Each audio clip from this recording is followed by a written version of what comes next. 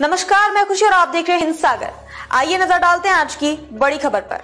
लोकसभा में बुधवार को वक्फ संशोधन विधेयक 2025 पेश किया गया। यह भारत में वक्फ संपत्तियों के प्रशासन में महत्वपूर्ण बदलाव लाता है। इसके सबसे महत्वपूर्ण प्रावधानों में किसी भी सरकारी संपत्ति को, चाहे वह विधेयक के अधिनियमन से पहले या बाद में वक्फ भूमि के रूप में पहचानी या घोषित की गई हो, वक्फ संपत्ति मानने से रोकता है। वक्फ संशोधन विधेयक का नाम बदलकर उम्मीद विधेयक unified Waqf management empowerment efficiency and development रखा जाएगा ताकि इसके अद्यतन उद्देश्यों को दर्शाया जा सके। उम्मीद विधेयक का उद्देश्य मौजूदा वक्फ प्रणाली में सुधार करना है। वक्फ संपत्तियों के प्रबंधन, पारदर्शिता और जवाबदेही को बढ़ाना है। एकीकृत सुधारों को पेश करके यह स्थानीय वक्फ बोर्डों को सशक्त बनाने, परिचालन दक्षता में सुधार करने और सामुदायिक विकास के लिए वक्फ संपत्तियों के बेहतर उपयोग को सुनिश्चित करने का प्रयास करता है। संशोधन के मुख्य प्रावधान विधेयक की धारा 3C के अनुसार, यदि इस बात पर कोई विवाद होता है कि कोई संपत्ति सरकारी भूमि है या वक्फ संपत्ति, तो मामले को जिला कलेक्टर को भेजा जाना चाहिए, जो एक जांच करेंगे और राज्य सरकार को एक रिपोर्ट सौंपेंगे।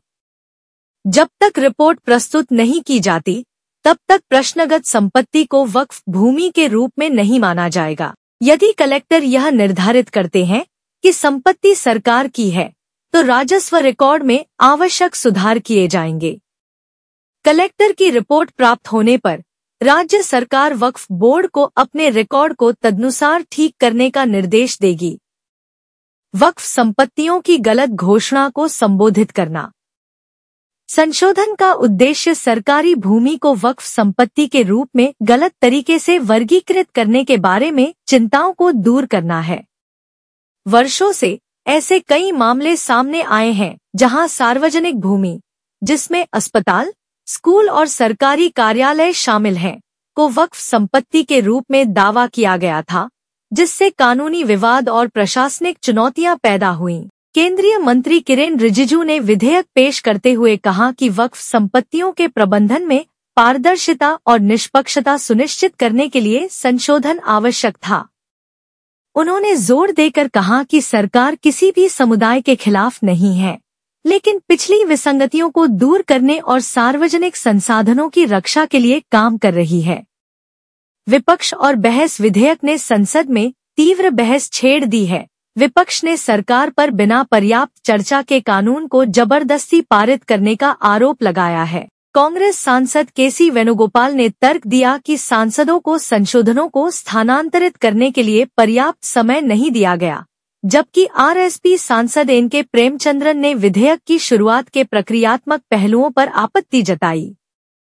गृह मंत्री अमित शाह ने विधेयक का बचाव करते हुए कहा कि सभी बदलाव संयुक्त संसदीय समिति (जेपीसी) की सिफारिशों पर आधारित थे, जिसने अंतिम मसौदा पेश करने से पहले प्रावधानों की व्यापक समीक्षा की थी।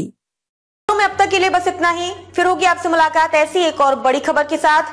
तब तक के लिए नमस्कार और देखते रहिए हिंद सागर।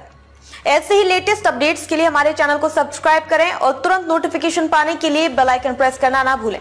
और यदि आप हमें फेसबुक के माध्यम से देख रहे हैं तो हमारे चैनल को फॉलो जरूर करें।